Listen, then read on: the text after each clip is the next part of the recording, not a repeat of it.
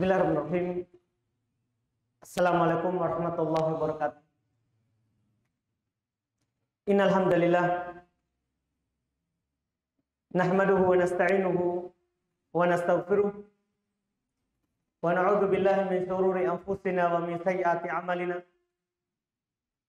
May yahdihillahu fala mudilla lahu wa may yudlil fala hadiya lahu. Asyhadu an la ilaha illallah wahdahu la syarika lah wa asyhadu anna Muhammadan abduhu wa rasuluh.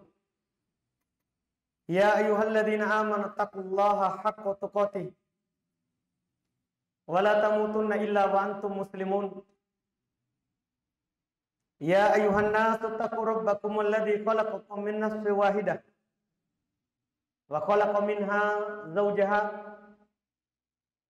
wa batha minhuma rijalan katsiran wa nisaa'a wattaqullaha alladzi tasaaluna bihi wal arham innallaha kana 'alaikum raqiba. Ya ayyuhalladzina amanu taqullaha wa qulu qawlan sadida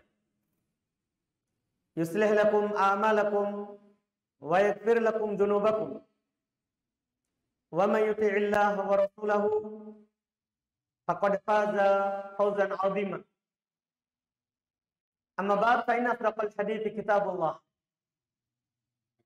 wa khairal hadi hadi nabiyina Muhammadin sallallahu alaihi wa ala alihi wa sallam wa syarrul umuri muhdatsatuha fa inna kulla muhdatsatin bid'ah wa kulla bid'atin dhalalah wa kulla dhalalatin finnar. Al-ikhwan wal akhwat rahimani wa rahimakumullah. Alhamdulillah, kita di kesempatan ini memuji Allah Subhanahu wa taala. Kita bersyukur kepada Allah Subhanahu wa taala atas nikmat yang Allah Subhanahu wa taala limpahkan kepada kita, sehingga di hari yang berbahagia ini kita dipertemukan oleh Allah Subhanahu wa taala di tempat ini, salah satu rumah Allah Subhanahu wa taala, di masjid dari masjid Allah Subhanahu wa taala. Kita berkumpul dan dikumpulkan oleh Allah Subhanahu wa taala di tempat ini untuk saling menasihati, saling mengingatkan kebaikan antara sesama kita kaum muslimin, dalam rangka tentunya untuk mendekatkan diri kepada Allah Subhanahu wa taala,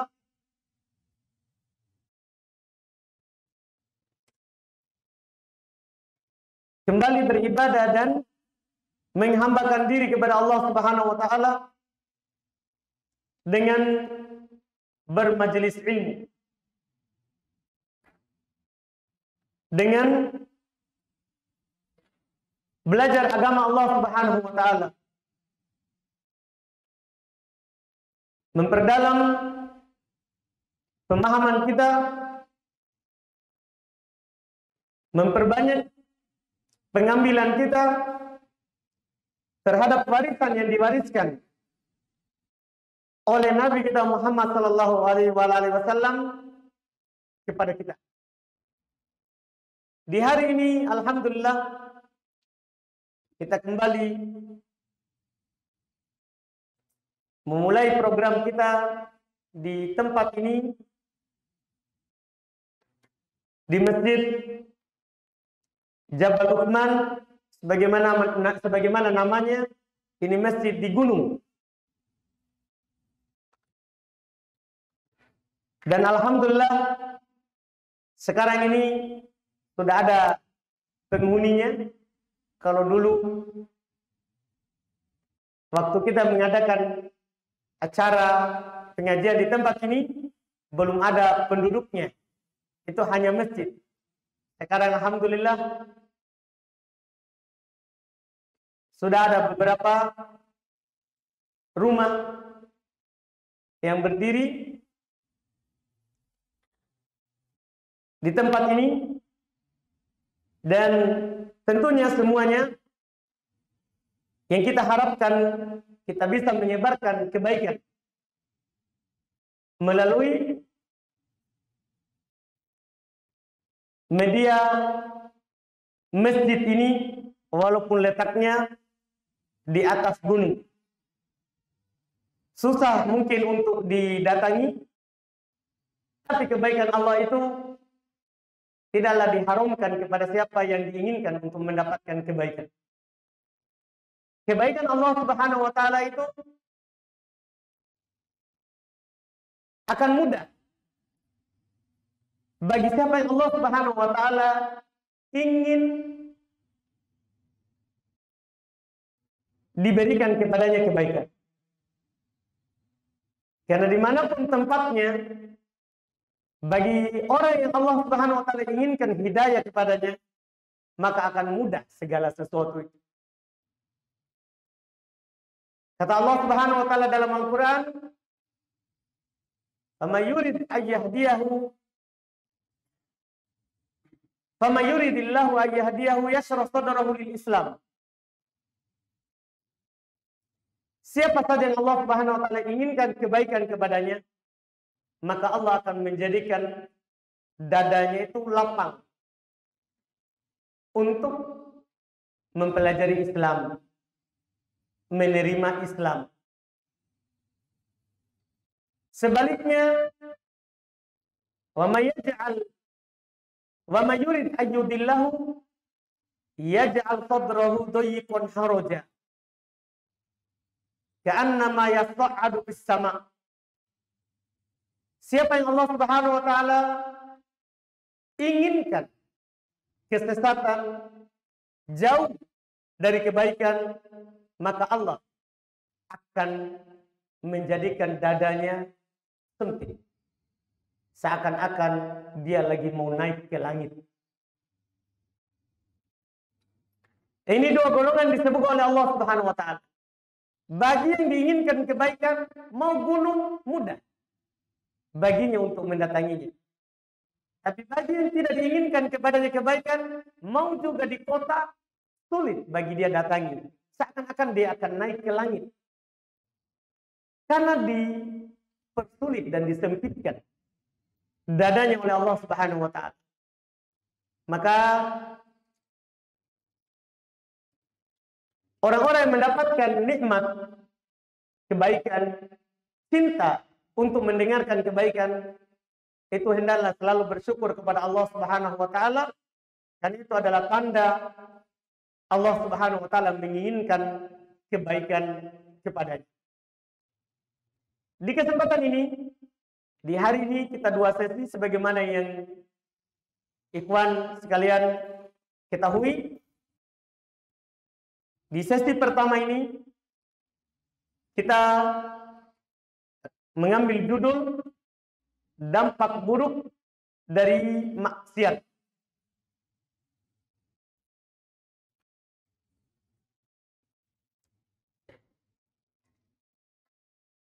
Allah Subhanahu wa taala tentunya menciptakan kita, dan Allah Subhanahu wa taala telah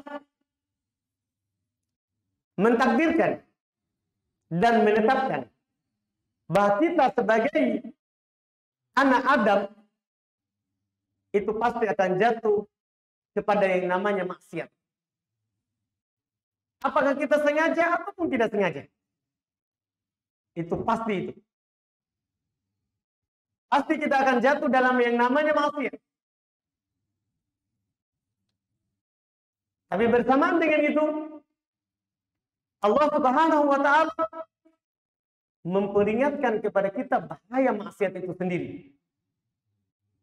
Supaya kita tidak pasrah atau menyerah dengan godaan maksiat. Apakah masuk dari jalur syahwat ataupun dari jalur syubhat?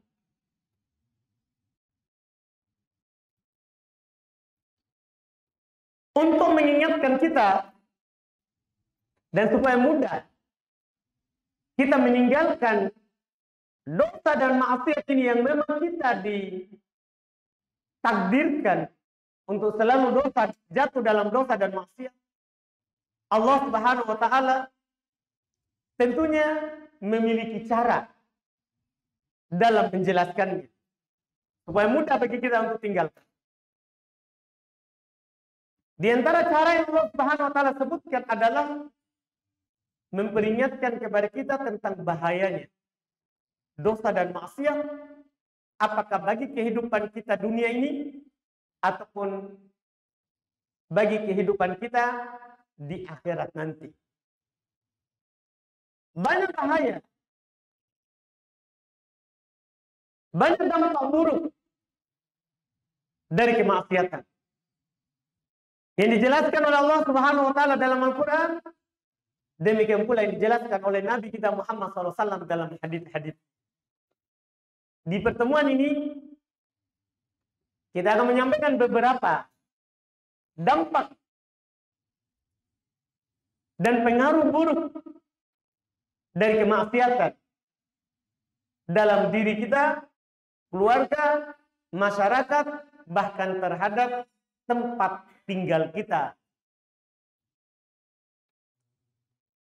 Di antara yang disebutkan, yang diterangkan di dalam syariat kita, dampaknya adalah dosa. Kalau kita jatuh di dalamnya dan kita tidak bertobat dari dosa tersebut, itu akan menjadi sebab kurangnya rezeki yang kita akan dapatkan, menyebarnya kemiskinan di tengah kita, atau ada banyak harta tapi kurangnya berkah terhadap apa yang kita dapatkan, disebabkan karena dosa yang kita lakukan dan kita tidak bertobat dari. Di dalam hadis yang diriwayatkan oleh Imam Ahmad, dihasankan oleh Asy-Syaikh Syuaib Al-Arnaud,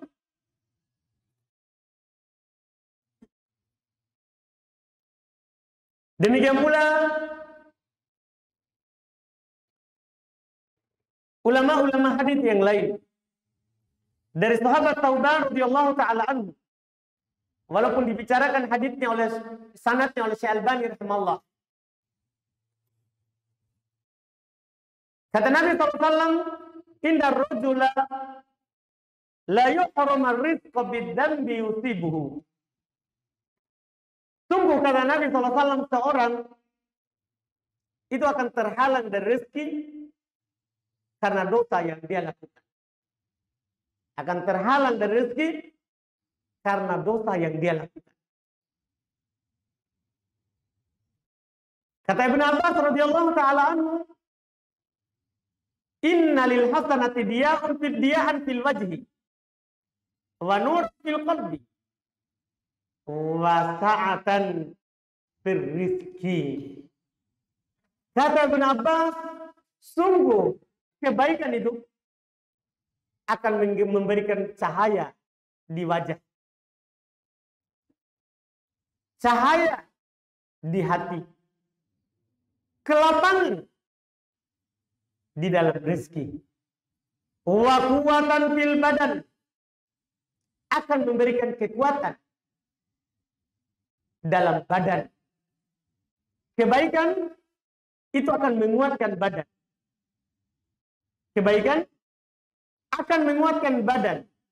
Wa mahabbatan fi qulubil khalqi. Kebaikan itu akan mendatangkan cinta dari hati para makhluk yang lain. Dengan kita melakukan kebaikan, akan muncul rasa cinta orang lain kepada kita. Sebaliknya, kata beliau, wa inna lisayyi'ati sawadan fil wajh. Sungguh, dosa itu akan mempengaruhi wajah, akan menjadikan wajah itu menghitam, tidak ada cahayanya. Wa dzulmatan fil qalb, akan menjadikan hati itu gelap. Wa wahnan fil badan, akan menjadikan badan itu menjadi lemah. Wa naqson fil rizki, dan akan mengurangi rezeki. Wa bughdon fi qulubil qalb, dan akan mendatangkan kebencian dari hatinya para makhluk yang lain. Iya. Ini pengaruh dari dosa.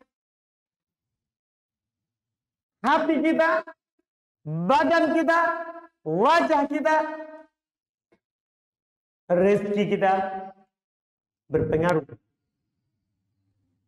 karena sebabnya. Ini pengaruh dampak buruk dari dosa dalam kehidupan ini. Dan dosa akan menjadi sebab urusan kita dipersulit. Dosa dan maksiat akan menjadi sebab urusan kita dipersulit di dalam kehidupan dunia ini. Karena Allah Subhanahu wa taala berfirman, "Wa may yattaqillaha yaj'al lahu makhraja." Siapa yang bertakwa kepada Allah, maka Allah Subhanahu wa taala akan menjadikan untuknya jalan keluar. Yang bertakwa maksudnya meninggalkan dosa dan maksiat. Yang meninggalkan dosa dan maksiat. Artinya, siapa yang jatuh dalam dosa dan maksiat, maka Allah akan mempersulit urusannya. Demikian pula firman Allah Subhanahu wa taala, "Wa may yattaqillaha yaj'al lahu min amrihi yusra." Siapa yang bertakwa kepada Allah, maka Allah akan menjadikan urusannya itu menjadi mudah. Berarti sebaliknya, siapa yang tidak bertakwa kepada Allah Subhanahu wa taala, maka akan dipersulit urusannya oleh Allah Subhanahu wa taala, pencipta seluruh makhluk. Dalam hadis yang diriwayatkan oleh Imam Ahmad, disahihkan oleh Syekh Albani rahimallahu taala dalam Sahihul Jami, dari Ibnu Umar radhiyallahu taala anhu, Rasulullah sallallahu alaihi wasallam menjelaskan, waju ila abdillatu wassagor ala man khalaqa amri. Kata Nabi SAW, dijadikan kehinaan dan kerendahan bagi orang yang menyelisihi perintah. Artinya, di antara bentuk menyelisih perintah Nabi adalah bermaksiat. Melakukan yang Nabi SAW melarang. Melanggar apa yang dilarang dalam syariat. Ini akan menjadi sebab kita dihinakan. Ini akan menjadi sebab kita dipersulit. Ini dampak besar di antara dampak dari dosa dan maksiat. Dalam kehidupan ini, tentunya kita ingin dipermudah. Kita ingin diberkahi. Kita ingin diberikan jalan keluar terhadap segala permasalahan kita. Tapi ketahuilah, hal itu tidak akan bisa kita lakukan dan tidak akan bisa kita capai kalau kita tidak meninggalkan dosa dan maksiat. Nabi SAW katakan, Di dalam hadis yang diriwayatkan oleh Imam Abu Dawud di Sahih Al-Albani rahimahullah. Dari Ibnu Umar radhiyallahu taala anhu, kata beliau, sami'tu Rasulullah sallallahu alaihi wasallam yaqul, "Idza tabayatum bil ina wa akhadtum abnab al-baqar wa raditum biz-zar'i wa taraktumul jihada, sallallahu alaikum dullan la yanzi'u hatta tarji'u ila dinikum." Kata Nabi SAW, idza tabayatum bi'ina, apabila kalian melakukan transaksi jual beli dengan cara ina. Ini salah satu jual beli terlarang. Salah satu bentuk jual beli terlarang. Apabila kalian melakukan transaksi jual beli dengan cara ina. Wa akhadtum atnabal baqar. Kalian sibuk dengan peternakan. Wa raditum bizzar'i. Kalian lebih senang dengan pertanian kalian. Wa taraktumul jihad. Karena sibuk dengan semua itu, kalian meninggalkan jihad. Maka apa sebabnya? Sallallahu alaikum dullan. Allah, kata Nabi, akan menguasakan, akan menimpakan kepada kalian kehinaan. Kehinaan. La yanzi'uhu, kehinaan itu tidak akan diangkat dari kalian. Hatta tarji'u ila dinikum, sampai kalian kembali kepada agama kalian. Kembali belajar, kembali mendengarkan ceramah, kembali bermajelis ta'lim, kembali duduk bersama-sama orang yang duduk menghinakan diri, sedikit meninggalkan dunianya untuk belajar. Sesibuk apapun kita dengan pertanian yang kita punya, peternakan yang kita pelihara, itu tidak boleh menjadi penghalang kita untuk kembali ke agama Allah. Karena sumber kemuliaan kita adalah ketika kita kembali ke agama. Ketika kita kembali ke agama Allah Subhanahu wa taala. Ini kata Nabi sallallahu alaihi wasallam.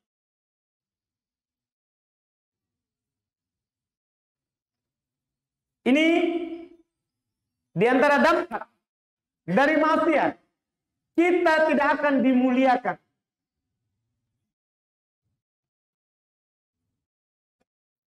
Tidak akan dimudahkan urusan kita. Tidak akan dimukakan kebaikan-kebaikan untuk kita. Kalau kita pasrah dan putus asa karena sudah terlanjur jatuh ke dosa dan maksiat. Dan di antara dampaknya, ini tadi terhadap diri kita sendiri. Akan berdampak pada hati, badan, wajah, rezeki kita. Dosa dan maksiat bahkan akan berdampak kepada alam ini. Gunung ini bisa terpengaruh kalau penghuni gunung ini selalu jatuh dalam dosa dan maksiat. Itu akan berpengaruh. Kata Allah Subhanahu wa taala di dalam Al-Qur'an, "Dhaharul fasadu fil barri wal bahri bima kasabat aydin nas." Telah nampak kerusakan di darat dan di laut disebabkan karena perbuatan tangan manusia. Akan ada kerusakan di gunung ini kalau tangan kita yang menjadi sebab kerusakan. Dan akan baik gunung ini Kalau ada orang-orang baik dan ada orang-orang yang melakukan kebaikan padanya. Dalam hadis yang diriwayatkan oleh Imam Ibnu Majah, ini dihasankan oleh Al-Albani rahimahullah, dari Abdullah bin Umar radhiyallahu taala anhu, beliau berkata, aqbala alaina Rasulullah sallallahu alaihi wasallam faqala ya ma'syarul muhajirin khamsun idza batulitum bihinna wa a'udzu billahi an tudrikuhunna wa lam tadhhar al-fahishata fi qaumin qad illa yu'linu biha hatta yu'linu biha illa fashatihim at-ta'un wal auja allati lam takun madat fi aslafihim alladzina madaw wa lam yanqusul mikyala wal mizana illa uqidu bis-sinina wa shiddah al-ma'unati wa jab sultan alaihim walam yamna'u zakata amwalihim illa muni'al qatar minas sama walaulal baha'im lam yumtiru walam yanqusu ahadallahi wa ahada rasulihi illa sallatallahu alaihim aduwan. Wahai sekalian orang-orang muhajirin, ada 5 perkara tersebar di tengah sekelompok orang, sekelompok kaum, dan mereka terang-terangan dalam melakukannya.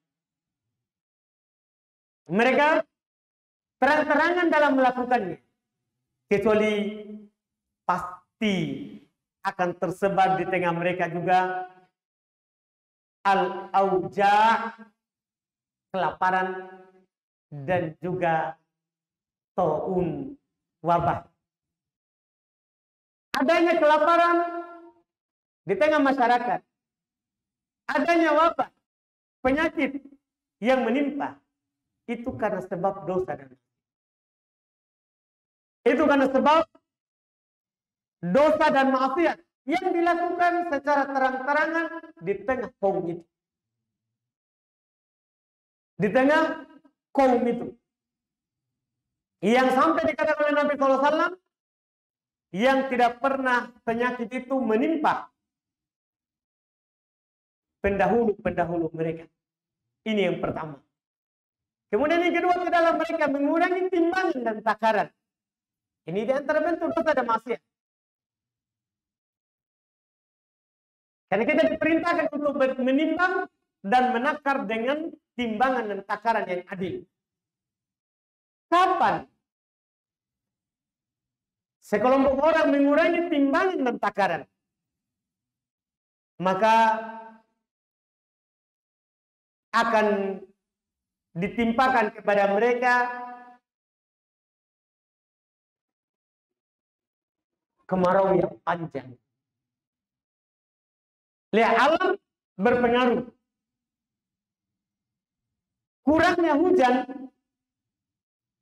kadang sebagian orang berkata ini berubah alam.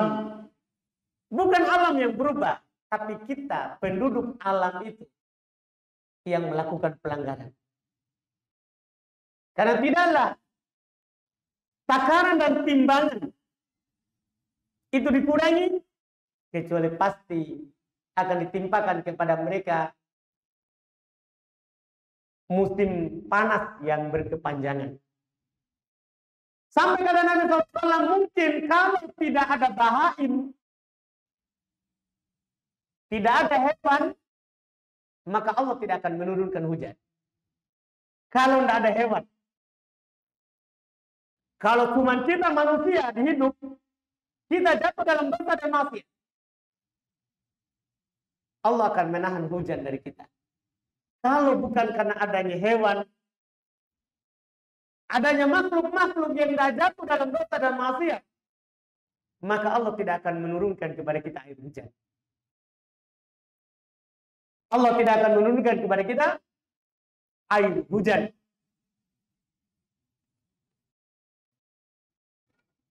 Demikian pula yang dikatakan Nabi Sallallahu Alaihi Wasallam, di antara bentuk dosa yang akan berpengaruh pada alam yang kita tempati ini adalah, kata Nabi, tidaklah mereka enggan untuk membayar zakat dari harta mereka. Zakat itu kewajiban, bahkan masuk dalam rukun Islam bagi orang yang memiliki nisab, harta yang memang wajib dizakat. Kata Nabi SAW, tidaklah mereka menahan, tidak membayar zakatnya. Sama juga Allah Subhanahu wa taala akan menahan rezeki mereka. Akan menahan rezeki mereka. Tidak akan ada air yang turun dari langit dan tidak akan ada tumbuhan yang keluar dari bumi. Itu pengaruh. Dampak buruk dari dosa dan maksiat. Dan yang terakhir, Nabi SAW ingatkan terkait dengan orang-orang yang memegang urusan kaum muslimin. Di dalam mereka itu para pemimpin enggan untuk melakukan dan menjalankan hukum Allah dan tidak menganggap bahwa apa yang Allah turunkan itu lebih baik daripada semuanya, kecuali Allah akan menjadikan rasa takut di antara mereka. Artinya tidak akan tenang di dalam kehidupan bermasyarakat. Ini pengaruh dosa, pengaruh pelanggaran. Yang kalau seorang jatuh di dalamnya, maka akan besar dampaknya dalam kehidupan kita. Bahkan walaupun di tengah kita ada orang soleh, kalau dosa sudah merata dan menyebar, walaupun di tengah kita orang soleh, maka Allah Subhanahu wa taala tetap akan menguji kita, membinasakan kita dengan sebab banyaknya dosa dan maksiat.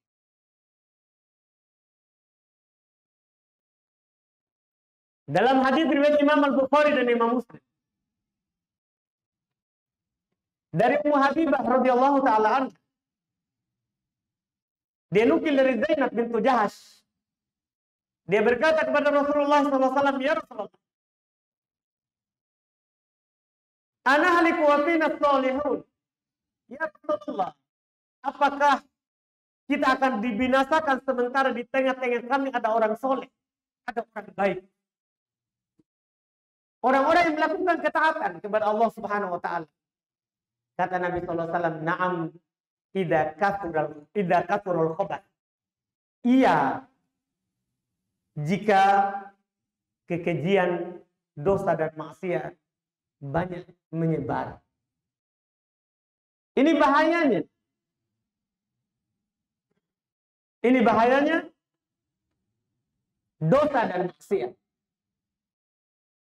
Makanya kewajiban kita ketika terjadi dosa dan maksiat di tengah kita adalah mengingkarinya, mencegahnya semampu kita. Karena kalau tidak, ketika dosa itu merata di tengah kaum muslimin, walaupun orang soleh, tapi orang solehnya diam-diam saja, maka itu akan menjadi sebab kita dibinasakan oleh Allah Subhanahu wa taala. Dan dosa dan maksiat, ketika kita jatuh di dalamnya, apakah orang per orang ataupun masyarakat yang melakukannya, itu akan menjadi sebab hilangnya nikmat dan turunnya azab Allah, serta berubahnya tadinya kita aman menjadi takut, tadinya kita bahagia menjadi tidak bahagia, tadinya kita berada di atas kebaikan, maka kita akan berada di atas keburukan. Itu dampak. Disebutkan oleh Allah Subhanahu wa taala dalam Al-Qur'an, "Wa ma asabakum min musibatin fa bima kasabat aydikum wa ya'fu an katsir." Tidaklah menimpa kalian dari musibah, ujian dan cobaan. Disebutkan di surat Al-Baqarah, musibah berupa kelaparan, rasa takut, kurang buah-buahan, kurang bahkan dari jiwa kita. Itu semua karena tangan kita sendiri. Wa ya'fu an katsir. Dan Allah Subhanahu wa taala banyak memaafkan dari kesalahan-kesalahan yang kita jatuh di dalam. Yang jelas kata Ali bin Abi Thalib radhiyallahu taala anhu, "Ma nazzala bala'un illa bidambin." Tidaklah bala itu turun kecuali karena sebab dosa yang kita lakukan. Dan tidak diangkat kecuali kita beristighfar, meminta ampun dari dosa itu. Kembali kepada Allah Subhanahu wa ta'ala. Dan Allah tidak akan merubah keadaan kita sampai kita merubah keadaan kita. Ketika kita tadi senang, lapang rezeki, setelah itu kita dapatkan perubahan dalam kehidupan kita, ketahuilah itu karena kita yang merubah. Yang menjadi sebab hal itu berubah. Kata Allah Subhanahu wa taala dalam Al-Qur'an, "Innallaha la yughayyiru ma biqaumin hatta yughayyiru ma bi anfusihim." Allah Subhanahu wa taala tidak akan mengubah keadaan suatu kaum sebelum mereka mengubah keadaan diri mereka sendiri. Ini dari dua sisi, kebaikan ataupun keburukan. Kita sekarang berada di keburukan, maka tidak akan berubah keadaan ini kalau kita sendiri tidak berubah. Atau kita lagi berada di nikmat, ini nikmat tidak akan berubah dari kita kecuali kita sendiri yang berubahnya menjadi nikmat, siksa. Kita adalah penyebab. Demikian pula firman Allah Subhanahu wa taala khusus terkait dengan nikmat. Dzalika bi anna Allah lam yakun mughayyiran ni'matan an'amaha 'ala qaumin hatta yughayyiru ma bi anfusihim.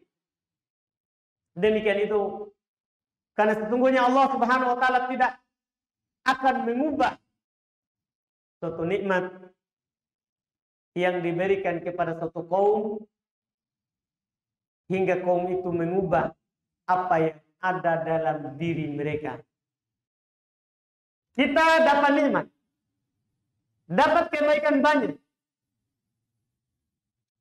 Itu nikmat itu tidak akan berubah. Bahkan kalau kita bersyukur, nikmat itu akan bertambah. Kalau kita pelihara dan jaga dengan ketaatan. Tapi kalau kita ubah, nikmat kita gunakan dalam maksiat, nikmat kita gunakan untuk tambah jauh dari Allah Subhanahu wa taala, maka Allah Subhanahu wa taala akan mengubah keadaan kita dari rasa aman menjadi rasa takut, dari rasa yang penuh dengan kebahagiaan akan menjadi rasa yang penuh dengan kesedihan. Ini bahaya. Ini pengaruh dari dosa dan maksiat yang kalau kita jatuh di dalamnya itu sangat berbahaya. Ini diantara dampak buruknya dalam kehidupan kita sehari-hari. Kita tidak perlu sebutkan kalau dampaknya untuk akhirat kita itu sangat banyak dan sangat bahaya. Iya. Dan siksaannya macam-macam. Tadi itu yang kita sebutkan, itu dampak nyata dalam kehidupan dunia. dampak nyata dalam kehidupan dunia ini. Adapun di akhirat, kita tentunya sudah maklumi bersama bagaimana kengerian-kengerian yang Allah Subhanahu wa taala sebutkan, mulai dari dalam alam kubur sampai nanti di padang mahsyar berlanjut di neraka. Kita sebutkan misalnya sebagai contoh dampak buruk maksiat ketika kita kembali kepada Allah.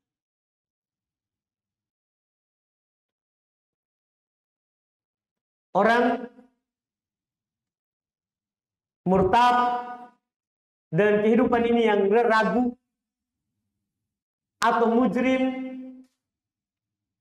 selalu berada di atas dosa dan maksiat. Ketika dia kembali kepada Allah Subhanahu wa taala, dikubur, orang-orang yang mengantarnya kembali ke rumahnya akan datang kepadanya bidul wujuh, yang hitam wajahnya sampai dia tidak mengenalnya. Dengan wajah yang paling buruk, itu sekedar melihatnya sudah siksa. Sudah siksaan. Ditambah lagi ditanya tentang 3 pertanyaan, tidak bisa jawab, dipukul lagi dengan palu-palu yang hancur semuanya, tulang belulangnya. Ditambah lagi dipersempit kuburannya sampai remuk tulang-tulangnya. Ini di barzah. Di padang mahsyar, orang melakukan dosa dan maksiat macam-macam. Kalau dosanya mengambil tanah, dia akan datang memikul tanah. Dosanya mengambil hewan, akan datang memikul hewan. Dosanya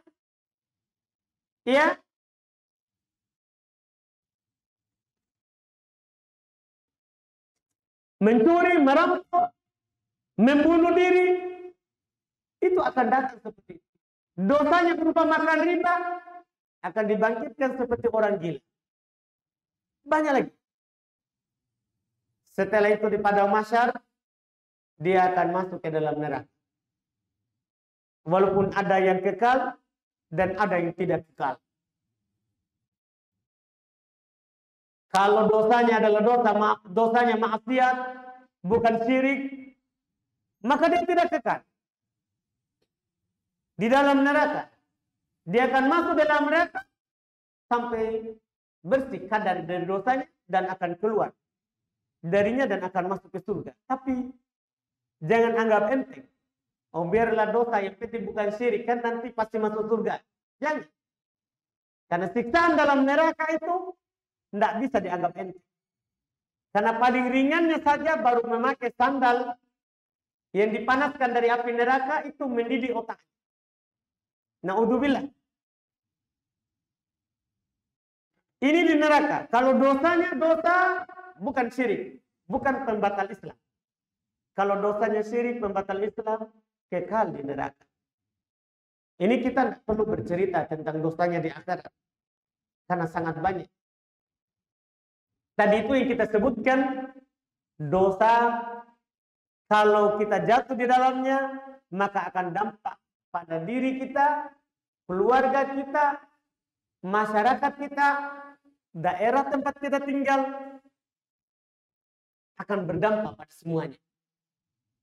Makanya Allah Subhanahu wa taala selalu mengajak kita untuk bertobat dari dosa.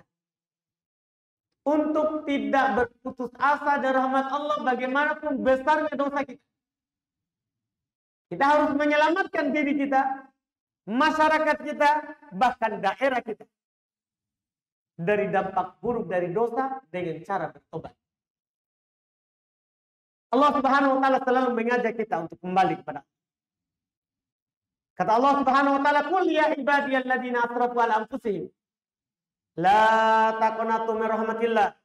Innallaha yaghfiru dzunuba jami'a. Innahu huwal ghafurur rahim." Katakan, wahai Muhammad, Wahai orang-orang yang telah melampaui batas,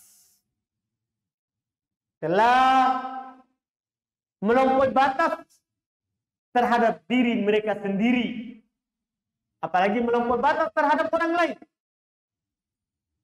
La taqnatu min rahmatillah.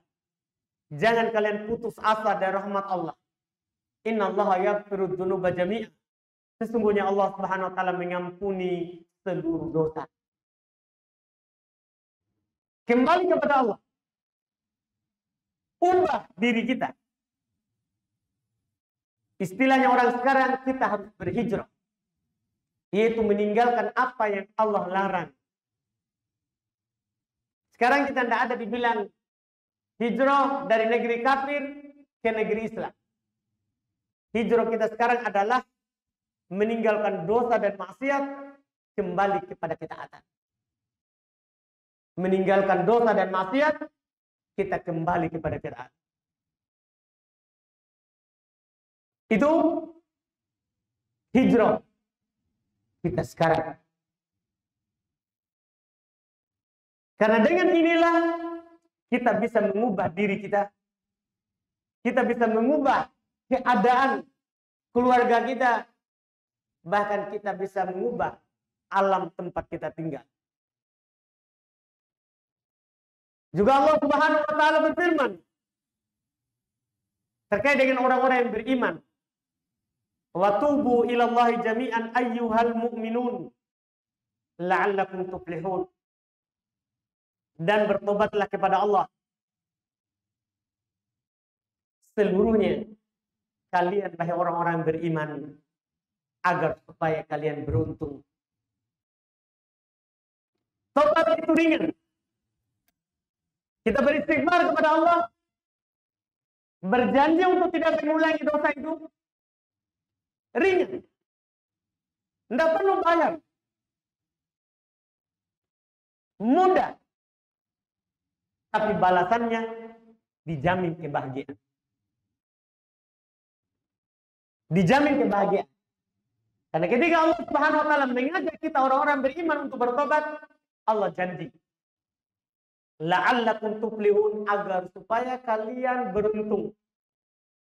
Mau mendapatkan keberuntungan di kehidupan dunia ini, alam barzakh, akhirat, kembali kepada bertobat, kembali kepada Allah Subhanahu wa taala.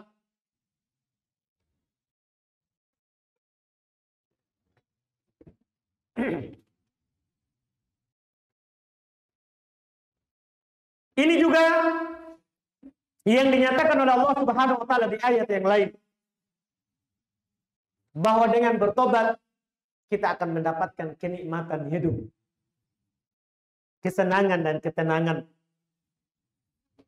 Kata Allah Subhanahu wa taala, wa anistaghfiru rabbakum tsumma tubu ilaihi yumatti'ukum mata'an hasana ila ajalin musamma. Dan hendaklah kalian istighfar, memohon ampun kepada Rabb kalian. Hendaklah kita beristighfar. Kita ucapkan astagfirullah. Dan tak perlu tunggu sholat. Karena kadang kita di sholat 5 waktu baru istighfar. Setiap sholat baru astagfirullah, astagfirullah. Itu pun 3 kali. 3 kali kali 5. Iya, berapa kali itu? Hanya 15 kali. Seakan-akan kita hanya berdosa saat sholat. Kita hanya kurang saat kita sholat. Tidak. Kita kurang dalam sholat, kurang juga selain sholat. Iya. Jadi kita harus beristighfar terus. Makanya kata Allah, wa anistaghfiru rabbakum. Hendaklah kalian beristighfar kepada Rabb kalian, memohon ampun kepada Rabb kalian. Tsumma tubu ilaihi. Kemudian bertobat kepadanya. Yumatti'ukum mata'an hasana. Kalau ini kita lakukan, kata Allah, Dia Allah akan memberikan mata'an, kenikmatan yang baik kepada kalian. Ila ajalin musamma, sampai waktu yang telah ditentukan. Sampai waktu yang telah ditentukan untuk kita. Artinya apa? Sampai ajal. Selama kita bertobat, maka kebahagiaan itu, kenikmatan itu akan selalu menyertai kita. Kalau kita selalu kembali kepada Allah, itu syarat. Tapi kalau kita tidak pernah istighfar, itu bahaya. Akan membahayakan diri kita. Akan ditimpakan kepada kita azab dari Allah Subhanahu wa taala. Kata Allah, wa in tawallaw fa inni akhafu alaikum adzab yaumin adzim, adzab yaumin kabir. Kalau kalian berpaling, dosa tidak beristighfar, berdosa tidak kembali bertobat kepada Allah. Bahkan kadang di sebagian kita menyatakan terlanjur. Terlanjur. Tidak kembali kepada Allah. Ini bahaya, kata Allah. Fa inni akhafu alaikum adzab yaumin kabir. Tunggu. Saya takut, saya khawatir akan ditimpakan adab pada hari yang besar, itu hari kiamat. Makanya Nabi SAW di dalam hadis yang diriwayatkan oleh Imam Muslim rahimahullah dari Ibnu Umar radhiyallahu taala anhu, kata beliau, ya ayuhan nas tubu ilallahi fa inni atubu fil yaumi ilaihi mi'ata marrah. Wahai sekalian manusia, bertobatlah kepada Allah. Kita semua, ikhwan dan akhwat, anak muda dan orang tua. Jangan sampai ada yang mengatakan, oh, kita harus beristighfar karena 50 umurnya. Sedikit lagi. Karena kalau umurnya sama dengan Nabi, berarti kalau sudah 50, sisa 13 tahun. Karena Nabi berumur 63. Kalau saya kan masih muda. Baru 20. Masih ada 43. Siapa bilang? Banyak anak bayi mati. Iya. Ada orang tua kita kira akan mau mati, ternyata masih hidup sampai sekarang. Tidak mati-mati. Tapi ada anak muda yang bilang masih lama, ternyata dia sudah mati dengan sebab corona. Kan begitu. Makanya kata Nabi SAW, ayuhan nas, tanpa disertakan umurnya. Wahai sekalian manusia yang merasa dirinya manusia, tubu ilallahi, bertobatlah kalian kepada Allah. Fa inni atubu fil yaumi ilaihi mi'ata marrah. Tunggu, saya bertobat kepada Allah dalam sehari itu 100 kali. Nabi kita. Nabi itu sudah dijamin diampuni dosanya yang telah berlalu dan yang akan datang. Kalau seandainya belum akan datang, jatuh dalam dosa, sudah dijamin diampuni. Tapi bersamaan dengan itu, belum bertobat dalam sehari 100 kali. Kita yang tidak ada jaminannya hanya 15 kali. Kalau itu pun kalau sholat. Itu pun kalau sholatnya di masjid.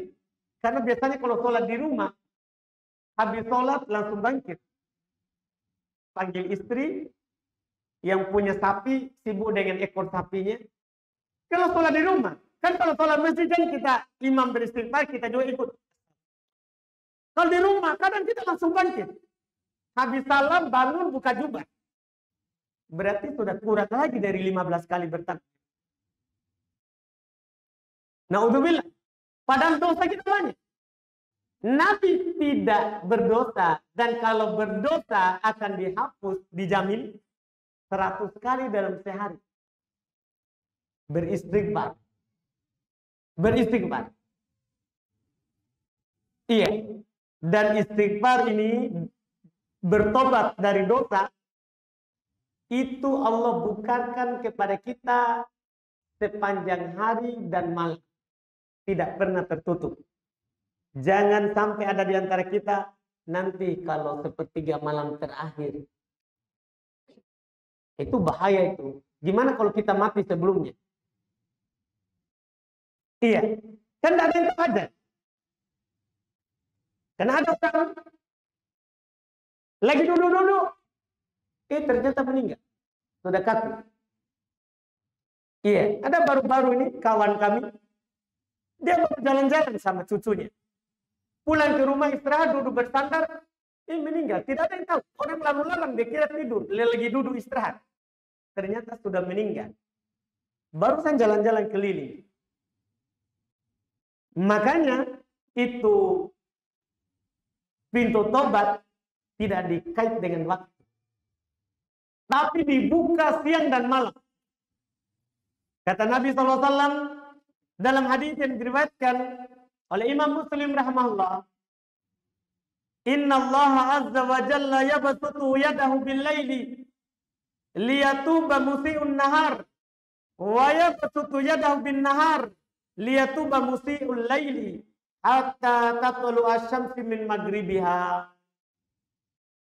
Sesungguhnya Allah Subhanahu wa taala membuka tangannya di malam hari untuk menerima tobatnya orang-orang bertobat yang melakukan kesalahan di siang hari. Dan Allah Subhanahu wa taala membuka tangannya di siang hari untuk menerima tobatnya orang-orang yang melakukan kesalahan di malam hari. Kita lakukan kesalahan di malam dan di siang. Setiap saat. Dan pintu tobat dari Allah Subhanahu wa taala juga dibuka setiap saat. Sampai matahari terbit dari tempat terbenamnya. Mumpung matahari masih terbit tadi pagi dari timur dan masih terbenam di barat, itu masih terbuka pintu tobat. Jangan tunggu. Jangan tunggu tua.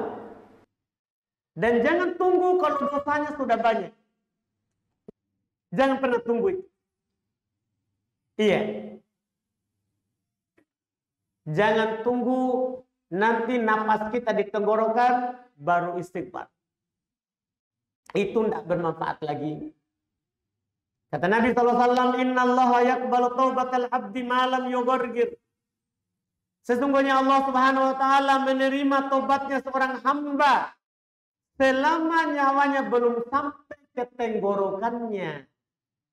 Jadi mumpung kita sekarang masih sehat, masih kuat, bertobat. Kembali kepada Allah Subhanahu wa taala. Bahkan sebanyak apapun dosa kita. Sebagai penutup dari pembahasan ini, untuk menggambarkan bahwa bagaimanapun banyaknya dosa kita, kalau kita bertobat pasti diampuni. Itu kita bawakan ada kisah dari orang sebelum kita. Dia membunuh 99 jiwa. 99 orang. Mungkin kita belum ada yang seperti itu, alhamdulillah. Yang hadir sekarang ini. Iya, tapi nggak tahu kalau ada. Itu rahasianya, nggak perlu dikasih tahu. Ini sudah 99. Kurang 100. Tiba-tiba dia dapat hidayah untuk kembali dan bertobat kepada Allah Subhanahu wa taala. Dia datang bertanya kepada seorang rahib ahli ibadahnya, orang Nasoro. Dijelaskan, saya telah membunuh 99. Apakah masih ada terbuka pintu tobat untuk saya? Kan ini 99. Ini ahli ibadah ini merasa menganggap itu berat, besar. Dia katakan, tidak ada lagi pintu tobat untukmu. Ini sudah 99 kamu. Maka karena terlanjur, dia genapkan 100 dengan ahli ibadah tadi itu. Karena terlanjur. Ya kalau begitu ya sudah. dia membunuh lagi tadi. Akhirnya jadi 100. Setelah dia bunuh 100, tapi dia kan sudah dapat hidayah, mau bertobat. Dia mendatangi orang yang paling berilmu di penduduk bumi waktu itu. Kata Nabi SAW. Maka dia datang, dia ceritakan hal yang sama. Saya tadinya sudah bunuh 99, tapi saya tanya kepada ahli ibadah, dia bilang tidak ada lagi pintu tobat bagi. Maka saya bunuh lagi, jadi 100. Jadi 100.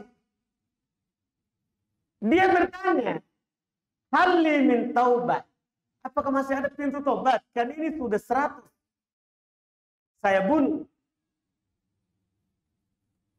Maka orang yang berilmu ini katakan, na'am, man yahulu bainahu wa bainat taubah. Iya, siapa yang menghalangi antara kamu, antara dia dan antara taubat? Tidak ada penghalang antara Allah dan hamba. Tidak ada yang bisa menghalangi. Kalau ingin bertobat, ya silakan langsung bertobat. Tidak ada yang bisa menghalanginya. Maka dia berbahagia, dia bertobat. Dan orang alim ini menunjukkan kalau kamu mau keluar dari dosamu, memang mau bertobat, datangi negeri sana, kan di sana ada orang-orang baik. Akhirnya dia bertobat serius, untuk menggambarkan keseriusannya, dia pergi menuju ke tempat itu. Dan dia meninggal di jalan. Dia meninggal di jalan. Ketika dia meninggal, diperselisihkan oleh malaikat rahmat dan malaikat adab. Karena dia masih di tengah jalan, belum sampai ke tempat. Ia menggambarkan kalau dia akan bertobat, akan meninggalkan dosa membunuhnya itu. Ketika mereka berselisih, maka mereka ukur jarak. Mana yang lebih dekat? Dari negeri tempatnya dia berbuat dosa, membunuh, atau dari negeri yang dia gambarkan sebagai usaha tobatnya. Maka didapati dadahnya mengarah ke tempat orang baik. Yang dengan syarat itu tergambar keseriusannya kalau dia memang mau bertobat kepada Allah. Dia diambil oleh malaikat rahmat. Sebabnya kenapa? Bertobat sebelum meninggal. Makanya kata Nabi SAW, Inna Allah idha arada bi abdin khairan ista'malah. Allah Subhanahu wa Ta'ala kalau menginginkan kepada seorang hamba kebaikan, maka Allah akan mempergunakannya. Para sahabat bertanya, kaifa ista'malah? Bagaimana Allah mempergunakan hamba? Kata Nabi SAW, ayyuwaffiqahu bi amalin salihin qabla mautihi. Dia diberikan taufik untuk melakukan amalan soleh sebelum dia meninggal. Kalau ada amalan soleh kita usahakan. Kemudian setelah itu terjadi selesai meninggal. Maka itu ciri kalau kita menutup kehidupan ini dengan penutup yang baik. Makanya orang yang terbaik di antara kita adalah orang yang panjang umurnya belum meninggal-meninggal. Padahal orang sudah bosan melihat. Iya, belum meninggal-meninggal. Tapi dengan panjangnya umurnya itu, dia makin dekat kepada Allah. Itu orang yang baik. Itu orang yang baik. Kata Nabi SAW, khairun nasi man tola umuruhu wa hasuna amaluhu. Orang yang baik itu adalah orang yang panjang umurnya dan bagus amalannya. Bagus amalannya. Makin tua, bukan makin nakal. Iya. Makin tua, makin dekat kepada Allah. Makin banyak kebaikan yang dia lakukan. Makin banyak ketaatan yang dia lakukan. Itu ciri orang yang baik. Sebaliknya, itu ciri orang yang buruk. Tadi muda, usia muda, rajin taklim. Pokoknya dia pemburu taklim. ya, mau di kota, di gunung, pokoknya dia lakukan. Menikah, sisa sholat 5 waktu. Tidak taklim lagi. Kenapa tidak taklim? Banyak tanggungan. Ada istri, 1 ini mau tambah juga 2, maka kerja keras. Iya. Sibuk. Ini bahaya, ini bahaya. Hati-hati yang seperti itu. Kalau ada perubahan ke arah yang tidak baik, itu tidak baik. Hasilnya nanti dan ujungnya. Karena kata Nabi SAW, wa syarrun nasi man tola umuruhu wasi'a amaluhu. Orang yang paling buruk itu orang yang dibukakan baginya umur panjang, tapi buruk amalannya. Makin tua, makin jauh dari Allah. Itu orang yang buruk. Kalau antum lihat orang tadinya rajin beribadah, setelah dia tingkat ma'rifah, sudah tidak pakai baju lagi, sudah tidak sholat lagi, ciri orang buruk. Itu bukan ciri wali Allah. Itu ciri orang buruk. Yang mengatakannya bukan saya, jangan sampai marah. Yang mengatakannya Nabi.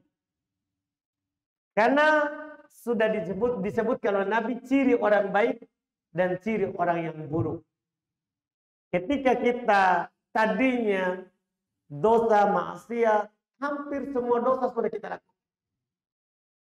Setelah itu kita diberikan taufik untuk bertobat. Berbahagialah dengan hal itu dan istiqomalah di atas. Itu adalah kebaikan. Itu tanda Allah Subhanahu wa taala menginginkan kebaikan untuk kita. Itu akan menjadi sebab kita hidup bahagia dunia, alam barzah dan di akhirat. Ini sedikit yang bisa kita sampaikan di pertemuan kita kali ini, dan itu pas karena sisanya kita simpan untuk tanya jawab. Silakan, boleh tanya langsung, boleh juga dengan kertas.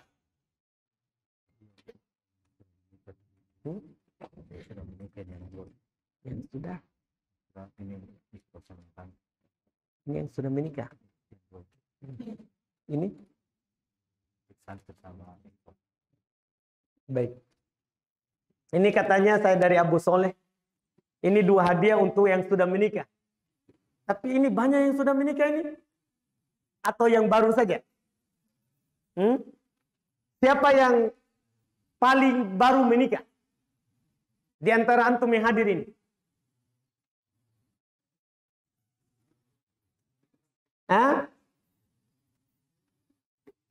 Yang paling baru, paling muda usia nikahnya. Karena kalau umum yang sudah menikah, ini sudah menikah, banyak ini yang sudah menikah. Pak Zakaria sudah berapa lama menikah? Sudah lama ya Pak Zakaria. Siapa?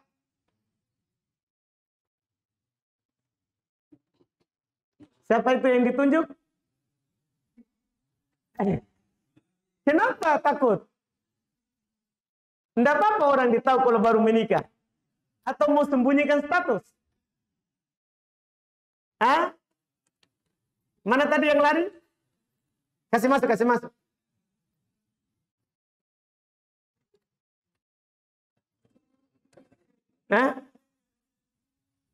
Tidak mau?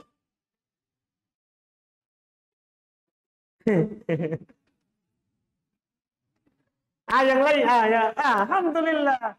Tidak dipotong leher, Pak Saudara. Iya. Cuman mau dikasih hadiah. Kapan kita menikah? Kapan kita menikah? Kita lupa. Aduh. Bahaya kita bisa dicubit sama istri tak sebentar. Kapan kita menikah, Saudara?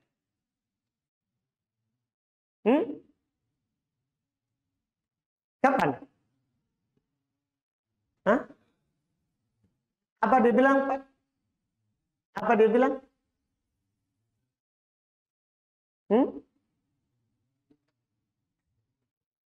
Dia lupa bulannya. Sudah berapa bulan?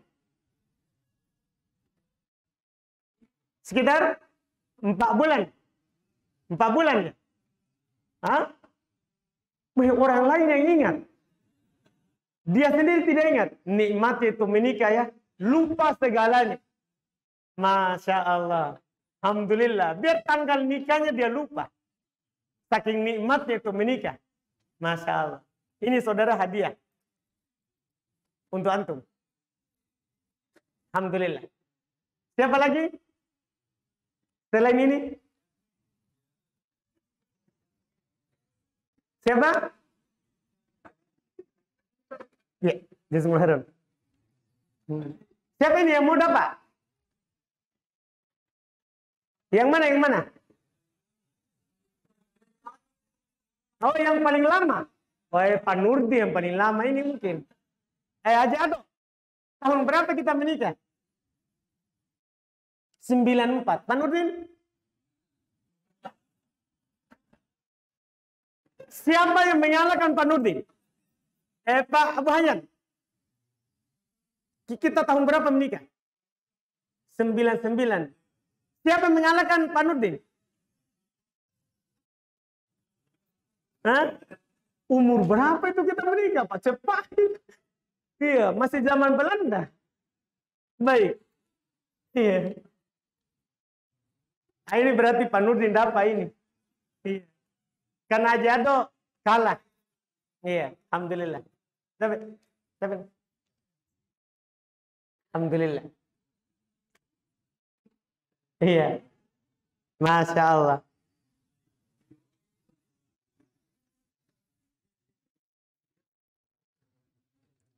Ini ada pertanyaan. Bolehkah menjadi wali pernikahan dari saudari sesusuan? Saudari sesusuan. Iya. Yang pertama, Allah Subhanahu wa taala katakan wa ulul arhami ba'dhum aula bi ba'd. Orang memiliki ikatan kekerabatan, sebagian mereka lebih utama dari sebagian lain. Maksudnya, yang paling dekat dulu, baru yang berikutnya, baru yang berikutnya. Baru yang berikutnya. Artinya orang tuanya dulu. Tidak ada orang tuanya, kakeknya. Tidak ada kakeknya, saudaranya. Saudaranya orang tua. Om. Dari ibu dulu. Ada om dari bapak dulu. Setelah itu kalau tidak ada, om dari ibu. Om dari ibu. Jadi yang paling dekat dulu baru berikutnya. Walaupun boleh dari saudara sepersusuan. Boleh dari saudara sepersusuan karena terhitung dari mahramnya. Dari mahramnya. Tapi dia mahramnya karena sebab persusuan. Bukan karena sebab nasab dan keturunan. Cuman hukumnya disamakan dalam syariat. Ya. Apa yang diharamkan dari rodoah itu sama juga diharamkan dari seperti yang diharamkan dari nasab. Jadi disamakan. Ketika disamakan maka hal tersebut bisa dijadikan. Kemudian pertanyaan berikutnya, apakah kita mendapatkan pahala juga ketika kita bersedekah diniatkan pahalanya buat orang yang meninggal? Iya, dapat juga. Tanpa mengurangi pahala orang yang meninggal. Dapat juga. Karena dalam hadits Nabi SAW, ketika seorang istri itu bersedekah, maka dia dapat pahalanya karena sedekah. Suaminya juga dapat pahala karena dia yang kerja, sehingga istrinya dapat uang. Penjaga gudangnya juga dapat pahala karena dia menjaga harta tuannya. Harta daripada orang yang tempatnya dia kerja. Semua ini pahalanya kata Nabi sama, tidak mengurangi masing-masing. Itulah kemuliaan. Itulah kemuliaan. Jadi bukan hanya suami yang bekerja. Istri yang bersedekah dengan harta dari suami, suami dapat. Istri dapat. Penjaga dari harta itu kalau ada penjaganya juga dapat. Tanpa mengurangi pahala masing-masing. Tanpa mengurangi pahala masing-masing. Itu wallahu alam terkait dengan hal tersebut. Ini untuk hadiah untuk ikhwah atau santri yang mau menjawab pertanyaan yang saya tanyakan. Mudah. Siapa yang mau angkat tangan? Yang berani angkat tangan. Mudah ini. Tapi angkat tangannya ini dulu. Ayo, Masya Allah. Alhamdulillah.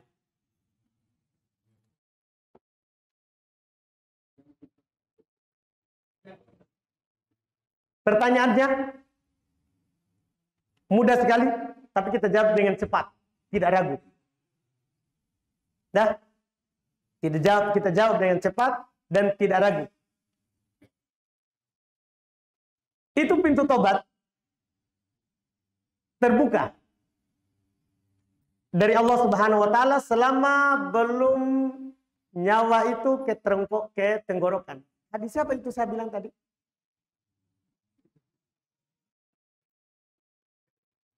Terlalu sulit ya? Hah? Terlalu sulit ya? Siapa sahabatnya tadi?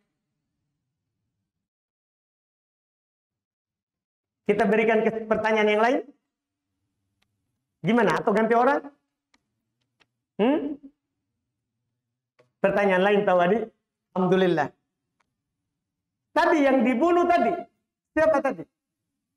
Yang genap jadi 100. Rahim. Ali ibadah. Dari Nasrani. Alhamdulillah. Bisa ya? Bisa. Ya itu terlalu mudah sekali mungkin ya. Alhamdulillah. Iya. Ini pertanyaan terakhir karena masa waktu. Bagaimana jika suami hanya sibuk dengan HP-nya saja? Sementara mengabaikan keluarganya, istri dan anak-anaknya, sementara istri sangat butuh perhatiannya. Karena suami lama kembali dari kerja. Ya, suruh nikah dengan HP-nya. Kalau dia minta untuk melayani, itu ada HP-nya. Suruh layani. Iya, karena semua itu ada haknya. Istri itu punya hak dilayani, diperhatikan.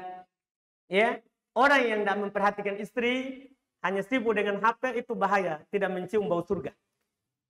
Karena kata Nabi SAW, man istar'ahu ra'iyatan walam yuhithu binasihatin lam yajid ra'ihatal jannah.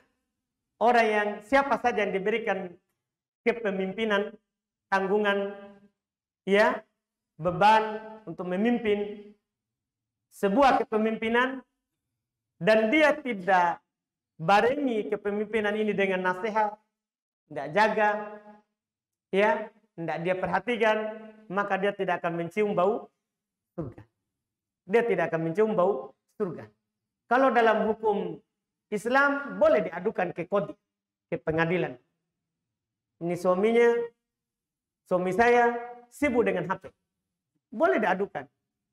Ya, nanti suaminya dinasehati oleh pengadilan. Kalau dia tidak mengulanginya, dia mau merubah dirinya, maka dia tetap hidup bersama. Kalau tidak, maka boleh dia minta khulu.